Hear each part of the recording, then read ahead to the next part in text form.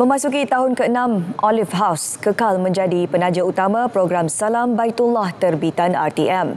Ketua Pegawai Pemasaran Afiat Holdings Sdn Bhd Olive House, Siti Rushidah Yahya berkata, faktor keserasian menjadi pengukuh kerjasama dan beliau berharap dapat memperluas kolaborasi dengan menjadi rakan strategik RTM bagi jangka masa panjang.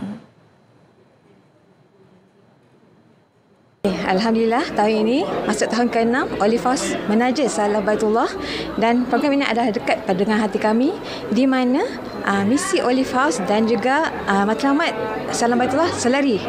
Dan juga pada tahun ini yang menariknya ada elemen AI yang diterapkan di dalam program Salam Baitullah yang insya-Allah dapat menarik golongan muda dan juga mereka yang lebih up to date lah.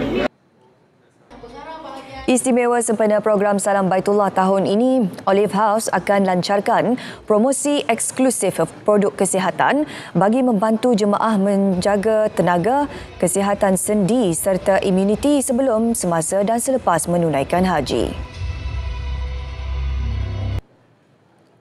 Kita akan ada Amazing Afiat Fest di mana program ini adalah secara direktnya untuk kita nak mempromosikan juga Salam Baitullah di komuniti-komuniti masjid sekitar Selangor dan juga Kuala Lumpur. Okey, dan bus Olive House juga akan berada di sepanjang program Salam Baitullah di Masjid Putra Putrajaya.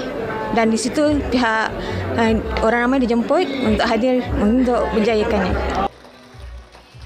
Salam Baitullah yang menjadi antara rancangan paling dinantikan sepanjang musim haji bakal bersiaran sebanyak 16 episod setiap hari bermula 24 Mei hingga 7 Jun. Penonton boleh mengikutinya di saluran TV1 serta di semua platform digital RTM pada pukul 9 hingga 10.30 malam. Memasuki musim ke-17, program tahun ini tampil lebih segar dan inovatif dengan memperkenalkan penggunaan teknologi hologram dan kecerdasan buatan dalam kandungannya.